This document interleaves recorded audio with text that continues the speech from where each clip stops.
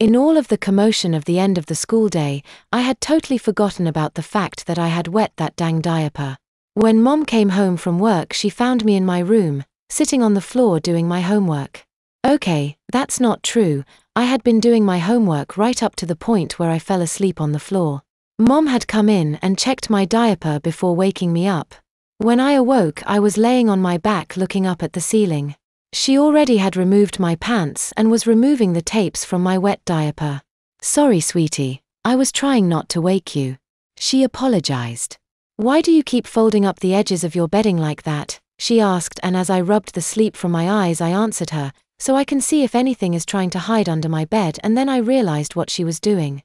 "No, but Mom," I started to say as I reached for the front of my diaper. But Mom, thinking I was objecting to being changed, snapped at me. "Alvin, I'm not going to let you stay in a wet diaper." "No, not that," I quickly said. "I was going to say that I was dry, I mean at school today. Like I said I would. I stayed dry." "That's not what your grandfather told me," she said, and I was confused. "I thought grandfather said we were going to keep everything between the two of us." I guess he didn't mean the part about me wetting myself at school. "Well, yeah, no. I only did at the end. Wet myself, at the end of the day, and it wasn't my fault," I said, not sure if what I was saying made much sense at all. "Alvin, sweetheart, there is absolutely no shame at all in wearing diapers to protect your pants from getting wet. Think about how you would have felt if you hadn't been wearing this when you wet today," she said as she pulled the wet diaper out from under me and slid a dry one back in its place. "But Mom," I started to complain, but I knew it was useless. "Now, don't you think we should get you dressed for your party?" Mom said as she pulled the new diaper up into place. "It's not a party, it's just a stupid school dance," I said, still feeling rather miffed. She started to pull the diaper into place when I said, "But I want to take a shower first." Mom paused, looked at me and then grimaced, which I took to mean that she thought it was a good idea too. "All right, but you better hurry it up and I'll be right back to help you get ready," she said. I groaned to myself as I stood up because my body was still a bit sore in places. Half naked, I streaked across the room, headed for the bathroom. Before I was even in the bathroom, I had my shirt pulled off and was hopping on one foot while tugging at my sock. "And be sure to wash your diaper area extra well," Mom said loudly. In the bathroom, I first turned on the shower before I went over and tossed my shirt and sock down the laundry chute. I had to lean my butt against the vanity so that I could pull off my other sock. "Oh, that's cold," I exclaimed as the cold marble of the vanity counter touched the small of my back. I spun around and slammed the second sock into the chute.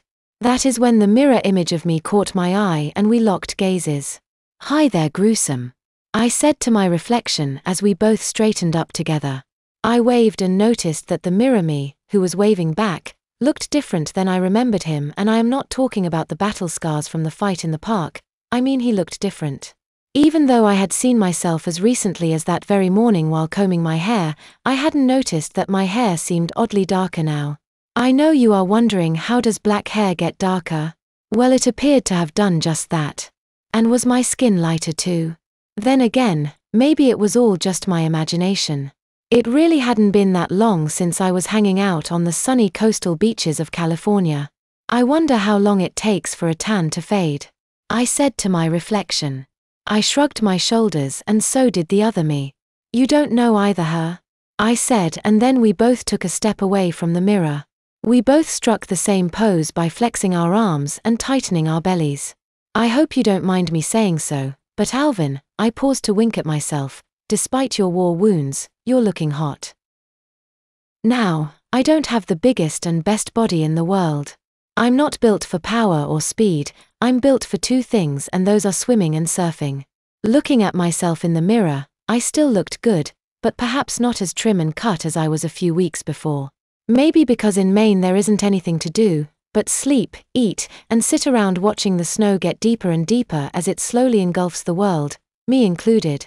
I pointed at myself in the mirror and said, "You need to get your sexy butt back into the ocean before you end up looking like one of those fat pasta-skinned weekend summer tourists." I continued to check myself out for a minute or two, even leaning in to get a really good look at my stitches and tickling the threads with my fingernail. Then I saw the steam beginning to billow out of the shower behind me and knew that it was ready for me. Hot! Hot! Hot!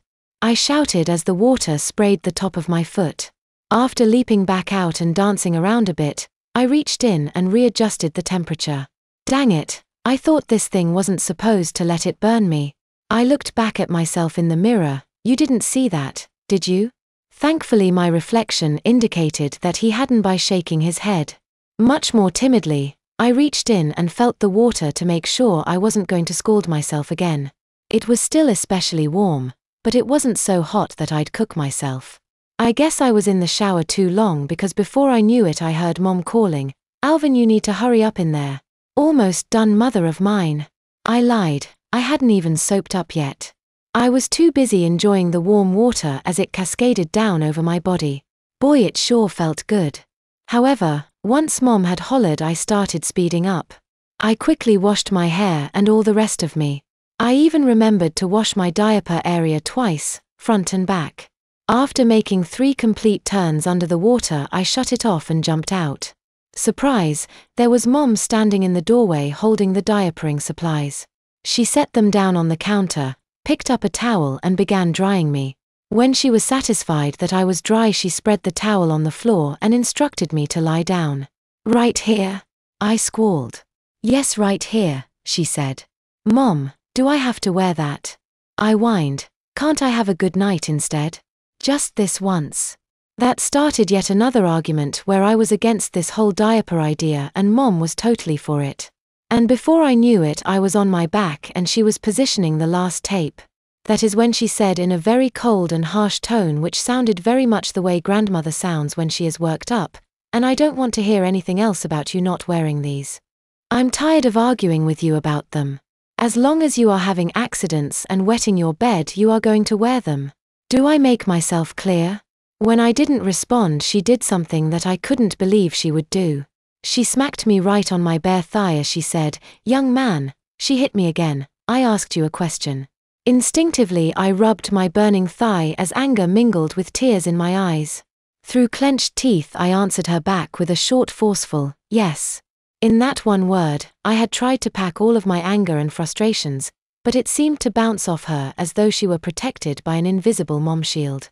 Mom then combed my hair for me before leading me out of the bathroom so that she could help me get dressed. All the while not a single word was spoken between the two of us. When grandfather and I left to go back to the school I didn't say anything in return when Mom had said to me, "Have a good time at the dance. I love you." I did however make it a point to say, "Bye grandmother, bye John. See you in a couple hours." "You upset with your mother again?" Grandfather asked as he was backing out of the garage. Still fuming I asked him, "I thought you said we were going to keep what happened today between us." "Yes, I did and I meant it," Grandfather said sounding confused. I guess I should have been surprised that he hadn't lost his temper with me. I mean I was being more than a bit rude to him. I was so angry, I thought that any second I was going to suddenly burst into flames. "Then why did you tell Mom that I had an accident at school today?" Grandfather didn't respond right away.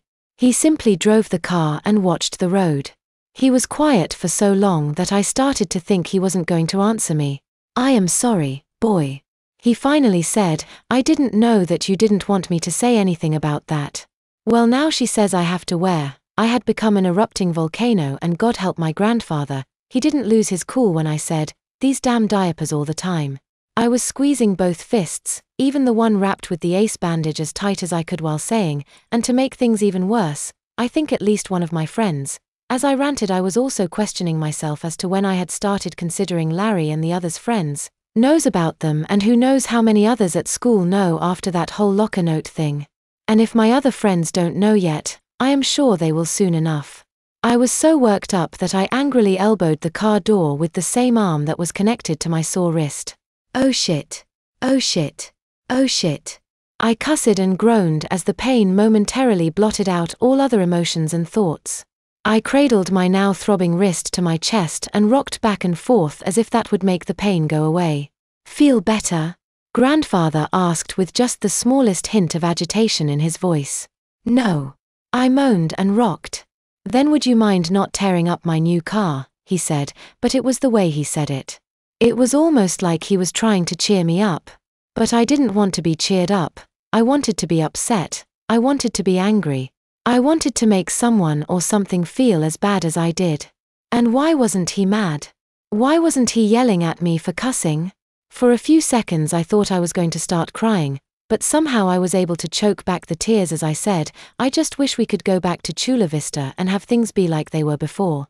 And though I wasn't crying, my voice sure sounded like I was. Grandfather caught me off guard when he asked, "What note?" "Huh?" I grunted. "You said something about a locker note," Grandfather said. Thankfully, I didn't have to try and explain that because we had arrived at the school. As we pulled into the school parking lot, Grandfather reached over and took hold of my thigh like he had done earlier in the garage. "Well, I for one am glad you're here with us in Maine. And would you do me one favor?" I swallowed against the lump in my throat as I tried to say, "What?" "For the next couple of hours, I want you to forget about everything.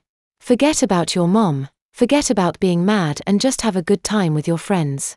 If you have to, imagine that everything in your life is exactly as you want it to be and have fun." He squeezed my leg again. "Can you do that for me?" I swallowed again and forced myself to smile while my head bobbed like a buoy in the ocean. "Yeah, I think I can do that." "Attaboy," he said. "Now get out of my car. I'm missing Wheel of Fortune." What?